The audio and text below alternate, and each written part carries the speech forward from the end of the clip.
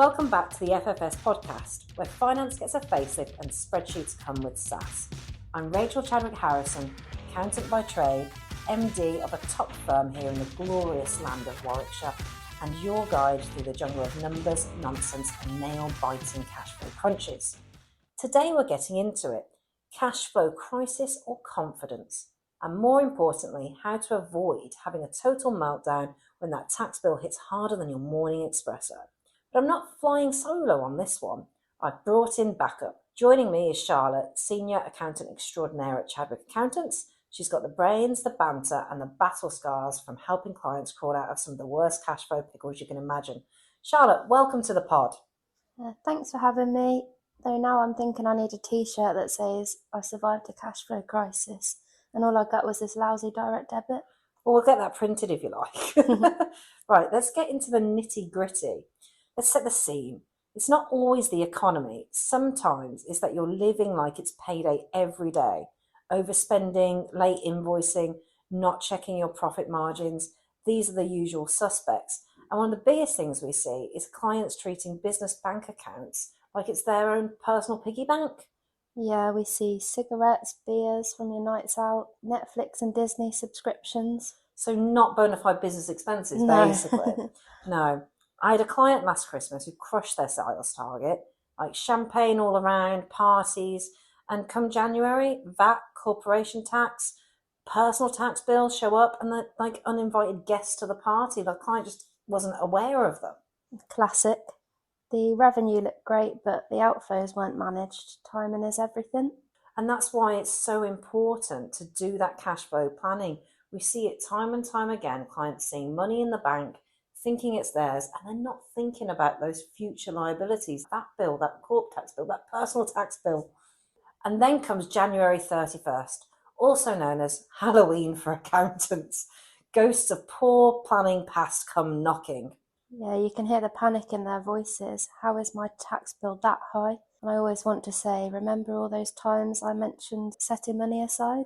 I know, but you manage to hold back, don't you, and not actually say it. But you can see it written on your face. We did talk about this last year, We're having the same conversation over again. So let's lay it out for people. Tax tip number 1. Your tax bill is not your profit margin. Just because you see that money in the bank, it doesn't mean it's available. Yeah, it's a good idea to open a separate savings account for your tax. Every time you're paid, stash 20 or 30% away. Treat it like it's already gone. Yeah, make some interest in the meantime, why not? Tax tip number 3, get a proactive accountant. One who doesn't just file but forecast for you. Shout out to our team who practically live in the spreadsheets.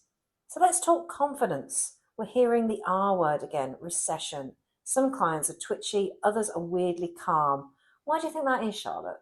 The calm ones know their numbers, they've got plans, they've stress tested scenarios, they know what their worst month looks like and they've already made peace with it. Yeah, we see a lot of that. We've got clients who pivot 3 times in 18 months, and each time we sit down, we map the cash, we forecast, we adjust. It's not luck, it's what confidence looks like. Exactly, strategy over panic. Now for the fun bit, tools and tech. If you're still using pen and paper, it's time to upgrade.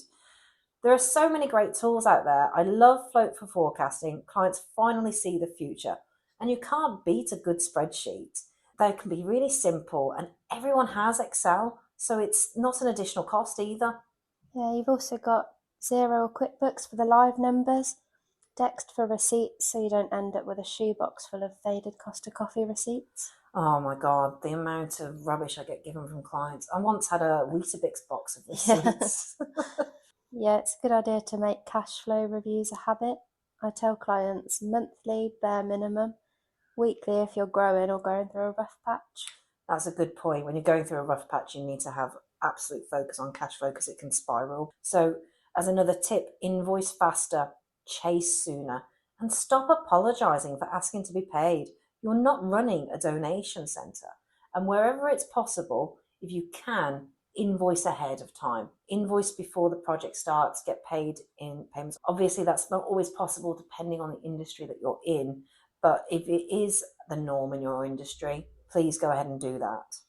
So Charlotte, what are the big red flags that your cash flow is spiraling out of control?